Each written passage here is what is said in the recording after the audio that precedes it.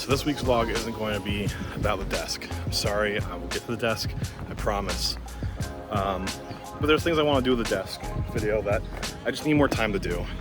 If you've been following the Instagram story that I've been doing, I've been kind of telling this crowdsourced story. It began as just like, you know, the normal day of somebody waking up, making breakfast, trying to make coffee, but it kind of evolved into this other thing where right now I'm trying to get the eggs from a goose. And so I need to film that scene, but I'm trying to find a place for it. Because what I'd like to do is I want to try to emulate the scene from Jurassic Park where a Muldoon gets attacked by a raptor.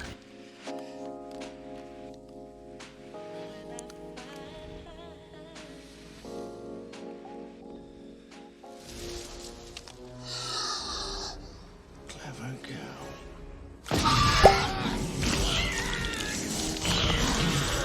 And so my hope is that I'll be able to emulate that with a goose instead of a raptor though. So what I'm looking for is some grass that would mimic where I put the goose eggs, which by the way, those weren't actually goose eggs, they were actually just eggs from a chicken. But I also need some dense brush so that I can emulate like the goose coming out of the brush and attacking me. Well, after breaking an egg, I think I have the shot. It only took like, I don't know, 3 or 4 times. And so now it's time to bring it into the edit and see if we can make it just a little bit better. Okay, so let's not pretend that what I'm making here is anything worthy of an Oscar. This whole project is happening every morning in like about half hour's time. This particular one took a little bit longer just because it's a conclusion to kind of a story arc. And so I want to put a little bit more effort into that one, and it's on the weekend, so I had the time to put into it. That being said, the work I'm putting into this is ridiculously small and not great. The Instagram stories are really not built to be cinematic masterpieces. They're really built just to be consistent and make me have to create something every day.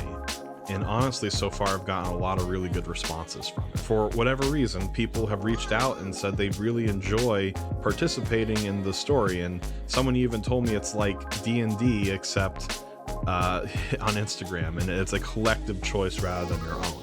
But if there's anything I could brag about this particular video, it would be that I use that stupid sock puppet as a way to kind of have an in-world object that moved around things like the trees and the brush and stuff like that. Again, let me be clear, this isn't an After Effects tutorial. We're not talking about the amazing skills Nick demonstrated here, but there is a small portion where we can see a Hollywood technique used here. And simply it's that I had a physical object move that was then replaced by a digital object. And so what we can learn from this really low budget backyard film like video is that if you are going to digitally replace something later, it does help to have some physical object for understanding light or reflections, or helping it move things in the way that they should be moved so that when you replace them, they feel the way they should feel.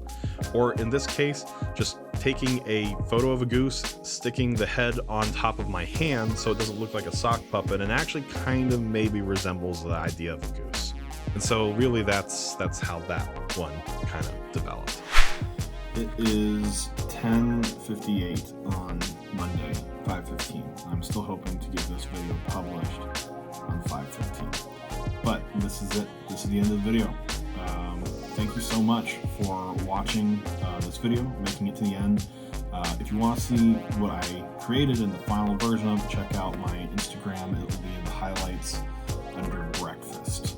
Thanks again for watching. Like and subscribe if you want to keep seeing content like this. Thanks.